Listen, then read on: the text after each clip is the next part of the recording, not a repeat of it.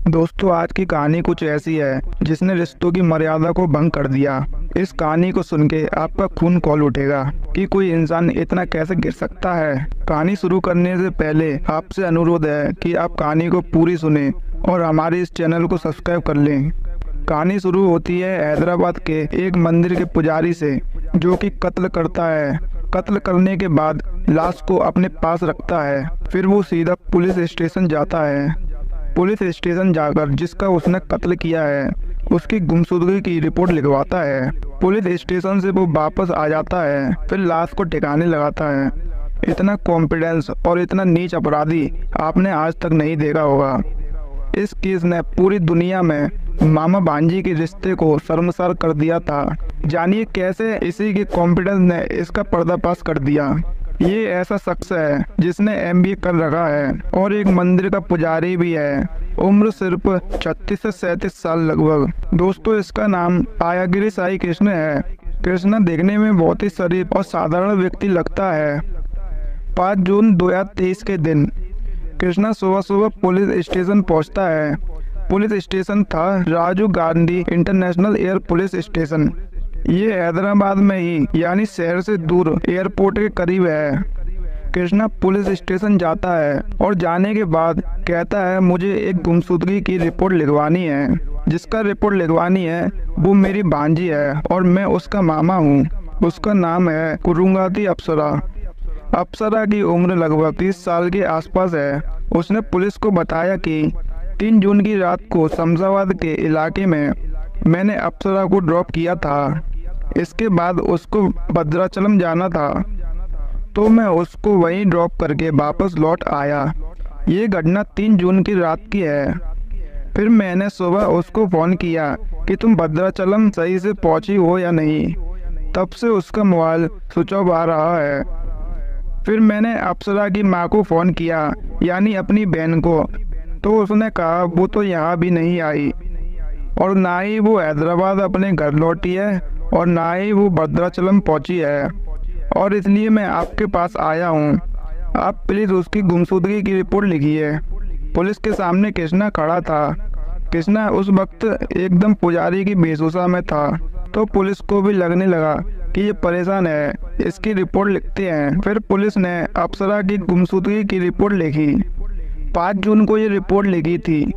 उसके बाद पुलिस ने जांच करना शुरू किया। पुलिस पहले ये देखती है जो गुमशुदा है वो आखिरी बार किससे मिला और उसने किससे बात की।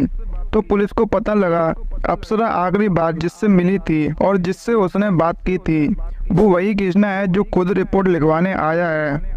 तो पुलिस बोलती है कि इस कृष्णा से पूछताछ करी जाए। इसके बाद पुलिस कृष्णा के पास आई। पुलिस ने कृष्णा से पूछताछ की तो उसने कहा कि मैं आपको पहले ही सब कुछ बता चुका हूँ। 3 जून की रात को मैं अप्सरा के घर गया था, वहाँ उसकी माँ भी थी। उसके बाद मैंने अप्सरा को साथ लिया क्योंकि उसको भद्राचलम जाना था, तो मैंने उसको अपनी गाड़ी में बिठाया।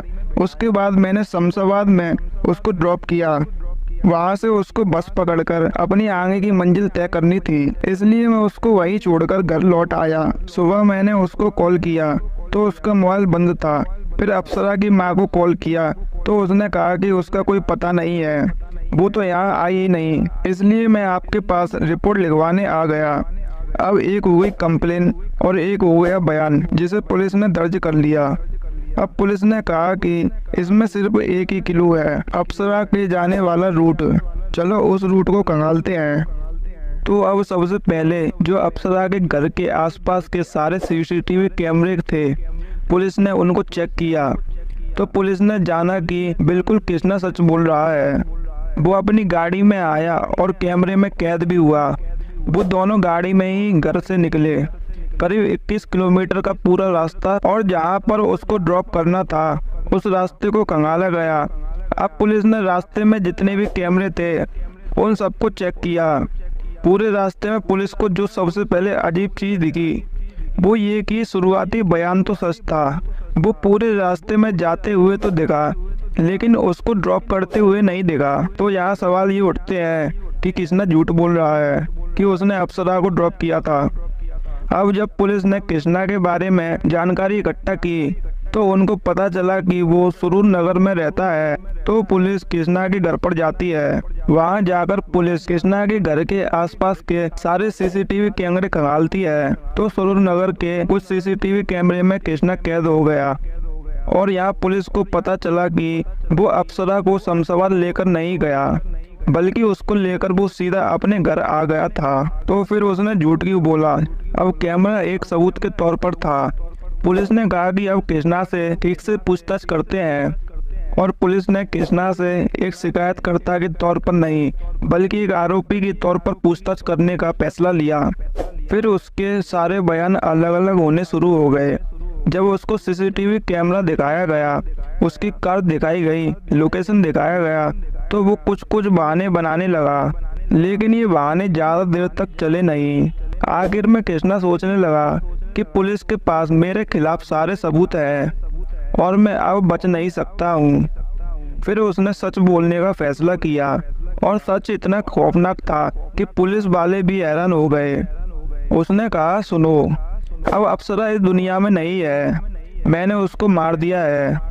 इसके बाद उसने पूरी कहानी सुनाई कि एक पुजारी ने एक 30 साल की महिला का कत्ल क्यों किया और फिर खुद क्यों रिपोर्ट लिखवाने आ गया। ये कहानी कुछ इस तरह है कि जो अप्सरा थी वो तमिलनाडु के कोयम्बटूर की रहने वाली थी और वहीं इसकी शादी भी हुई थी। लेकिन शादी के कुछ दिनों बाद अप्सरा के हस्बैंड ने सुसाइड कर लिया था।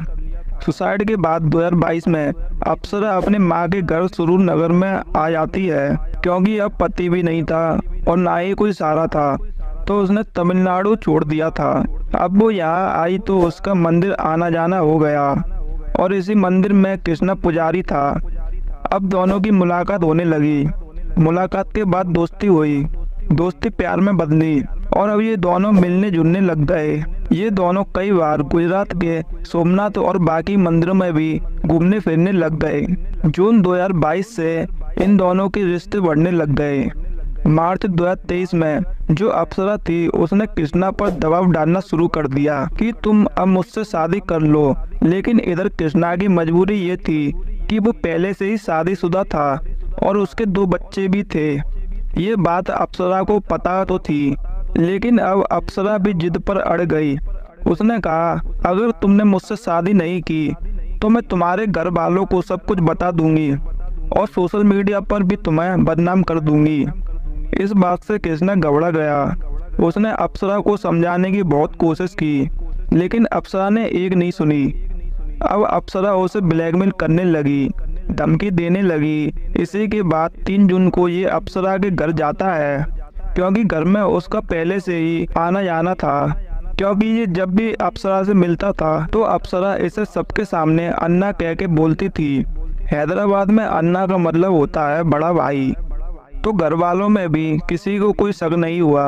अप्सरा की माँ को भी इनके मिलने जुलने से कोई आपत्ति नहीं थी। तो 3 जून को वो अप्सरा के घर आया। उसने उसको कार में बिठाया। उसके बाद वो लगातार उसको कार में घुमाता रहा और बोला कि चलो तुमको कोयम्बटूर ले चलता हूँ।